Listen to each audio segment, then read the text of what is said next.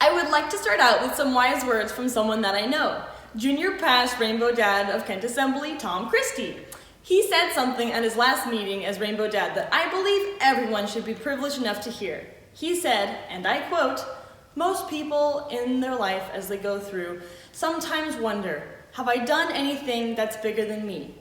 Have I been involved in something bigger than I am? Has what I've done been worthwhile?" Most people at some point in their life have to ask that. But you know what? If you're a rainbow girl or part of the Masonic family, that's not a question that you ever have to ask of yourself because of service. I heard that and immediately started crying. He put into words what I have been thinking and feeling my entire time in Rainbow. So thank you so much, Tom Christie, for enriching Kent Assembly's meetings with your wisdom when you have the chance. All right, when I first started out in Rainbow, I knew this. I knew that I loved it and nothing was going to change that. I knew that I suddenly had a lot of new friends and I didn't even have to dress or act a certain way to get them to like me. What a concept! And I also knew that I never saw myself in the position of Grand Worthy Advisor. And I know what you're thinking. What? No, Aria, how could you think that? You're GWAR right now. And to be honest with you, I don't know how I could have thought that, but I do have a theory. I have ADHD, which stands for Attention Deficit Hyperactivity Disorder. And it means that except I don't have the H part, or the hyperactivity part. So that basically means that I have a hard time focusing on one thing at a time, and I'm impulsive. If you're into analogies, it feels like there's 15 tabs open in my mind, and I can't control which one gets clicked on, X'd out of, or opened. On a more in-depth look of what ADHD truly is, it's a lack of dopamine production. Dopamine is a chemical in the brain that is responsible for feelings of pleasure and reward.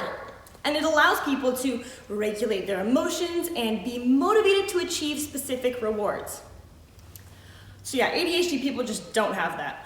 Oh, also, ADHD makes you terrible at organizing, prioritizing tasks, keeping a schedule, keeping track of your things, keeping track of time, regulating behavior, regulating sleep, regulating your emotions, and being motivated to do anything. You know, a large part of what being Grand Worthy Advisor is. So I knew that I couldn't be treated or act like a normal person if I didn't take a tiny little pill every day. And that made me feel like I wasn't normal. So I just accepted that as a fact about myself. Aria's just not normal.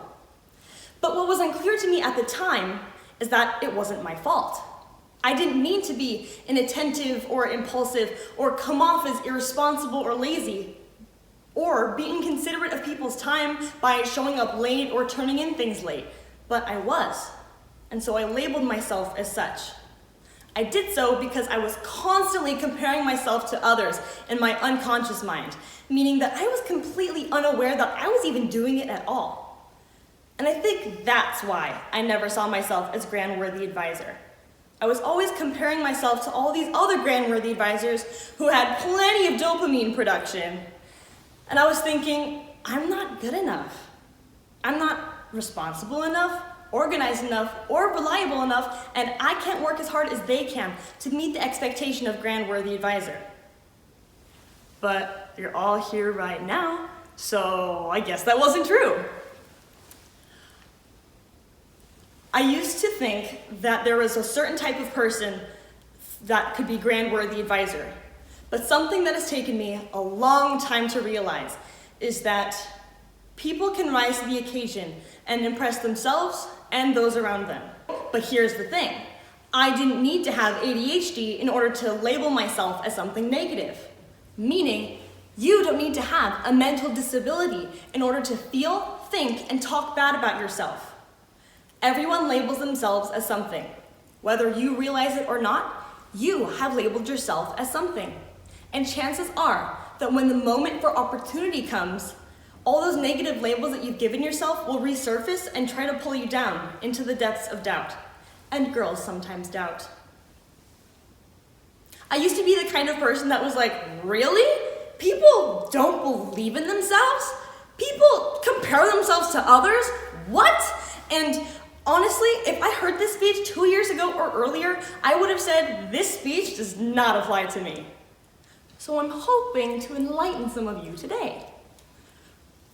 Really quick, I know that was a long time that I've been talking, so if I could have everyone clap their hands for me 10 times on the count of 3. 1, 2, 3. 1, 2, 3, 4, 5, 6, 7, 8, 9, 10.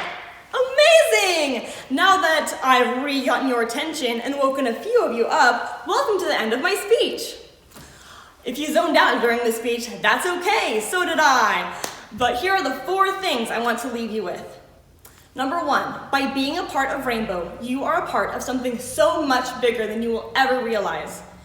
To be a part of this organization is to live life to the fullest. Number 2, do not, under any circumstances, compare yourself to others. That is always and will forever be a recipe for disaster. Number 3, never doubt your own abilities. You are so much cooler than you think you are. You are more loved, more talented, and smarter than you think you are. Do not let your insecurities and mistakes define you. And number 4, you never know what you can achieve if you never believe in yourself and try.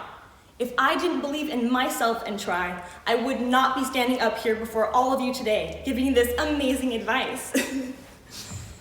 Statistics show that I'm talking to the next couple of future grant-worthy advisors right now. But who knows if they will believe in themselves enough to try. Thank you.